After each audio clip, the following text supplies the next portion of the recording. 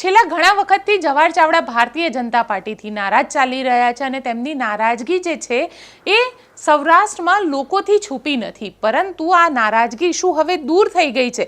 કારણ કે ચર્ચા થઈ રહી છે અને જવાહર ચાવડા જે રીતે સોશિયલ મીડિયામાં પોતે પોસ્ટ મૂકી છે તેને લઈને હવે ચર્ચા થઈ રહી છે કે શું જવાહર ચાવડાની નારાજગી હવે દૂર થઈ ગઈ છે અને જવાહર ચાવડા જે અત્યાર સુધી કોંગ્રેસ કહેતી હતી કે ઘર વાપસી કરવાના છે, શું ઘર વાપસી કરશે કે પછી ભારતીય જનતા પાર્ટી જે નવું ઘર વસાવ્યું છે તેમને એ જ ઘરમાં રહેશે?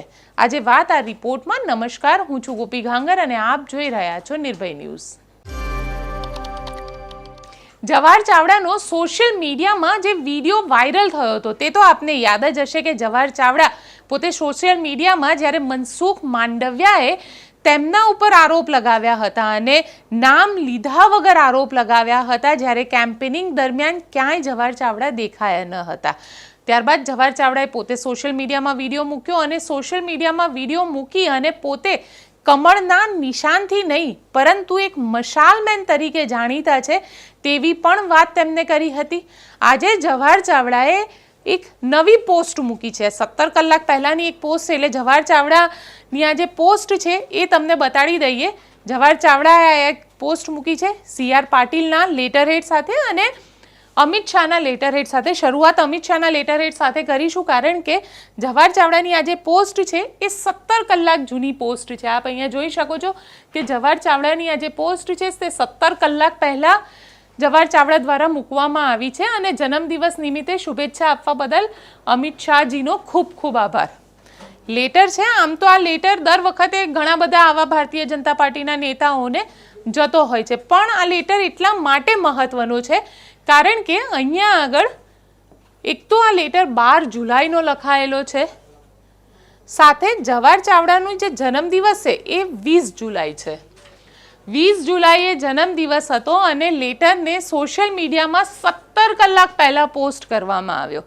આને લઈને હવે સવાલ ઊભા થઈ રહ્યા છે કે શું ખરેખર જવાહર ચાવડાની નારાજગી હવે ભારતીય જનતા પાર્ટીથી દૂર થઈ ગઈ છે?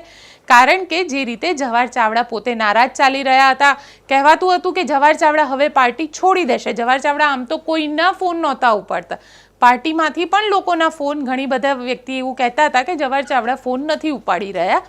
પણ હવે જવાહર ચાવડાએ આ પહેલી પોસ્ટ એ સોશિયલ મીડિયામાં મૂકેલી મશાલમેનની પોસ્ટ બાદ સોશિયલ મીડિયામાં પહેલી પોસ્ટ એમને મૂકી છે અને તેમાં અમિત શાહનો આ લેટર છે અને જવાહર ચાવડાને આ લેટર એમના જન્મદિવસ નિમિત્તે લખવામાં આવ્યો છે અને તેના માટે અહીંયા આગળ આભાર પણ માની રહ્યા છે. સાથે સાથે જે બીજો પત્ર છે CR પાટીલે લખેલો છે એ પત્ર પણ મૂક્યો છે. CR પાટીલનો પત્ર એટલા માટે પણ મહત્વ રાખે છે કારણ કે જે રીતે ભારતીય જનતા પાર્ટી ગુજરાત યુનિટથી જવાહર ચાવડા નારાજ છે તેવી ચર્ચા ચાલી રહી હતી અને તેમાં પણ CR પાટીલથી ખાસ નારાજગીની વાત આવી રહી હતી કારણ કે CR પાટીલ ત્યાં આગળ જ્યારે ઇલેક્શન દરમિયાન જૂનાગઢની અંદર 2 થી 3 સભા તેમને સંબોધિત કરી હતી અને ત્યાં ભારતીય જનતા પાર્ટી જૂનાગઢ કાર્યાલયનું ઉદ્ઘાટન કરવા માટે પણ પહોંચ્યા હતા. ત્યાં બધા જ કાર્યક્રમમાં જવાહર ચાવડાની ગેરમોજૂદગી હતી અને આ જે ગેરહાજરી હતી તે ક્યાંક ને ક્યાંક લોકોની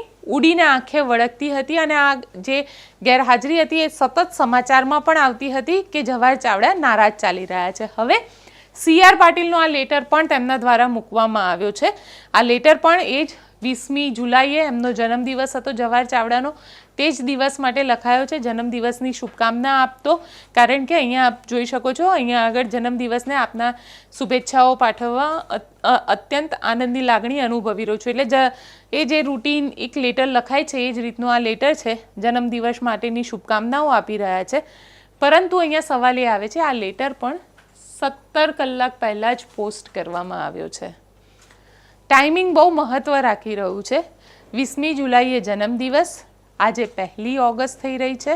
17 કલાક પહેલાં આ લેટરને પોસ્ટ કરવામાં આવ્યું એટલે ક્યાંક આટલા જે 15 દિવસનો વચ્ચેનો સમયગાળો જે બચ્યો હતો, એટલે લગભગ 13 થી 14 દિવસનો જે સમયગાળો હતો, આ સમયગાળા દરમિયાન શું જવાહર ચાવડા પોતાના મનને મનાવી રહ્યા હતા કે ભારતીય જનતા પાર્ટીને મનાવી રહ્યા હતા? ચર્ચા ખૂબ ચાલી રહી છે કે જવાહર ચાવડા જે પોતાને મશાલમેન કહેતા હતા અને ભારતીય જનતા પાર્ટીથી નારાજ હતા, એ મશાલમેનનું જે મશાલ છે એ પાછી જતી રહી અને કમળ આવી ગયું છે. સવાલ અમે નહીં, સોશિયલ મીડિયામાં લોકો પૂછી રહ્યા છે. આપ શું વિચારો છો? કોમેન્ટ બોક્સમાં ચોક્કસથી લખીને જણાવજો. અમારી ચેનલ નિર્ભય ન્યૂઝને લાઇક, શેર અને સબસ્ક્રાઇબ કરવાનું ભૂલશો નહીં. આભાર.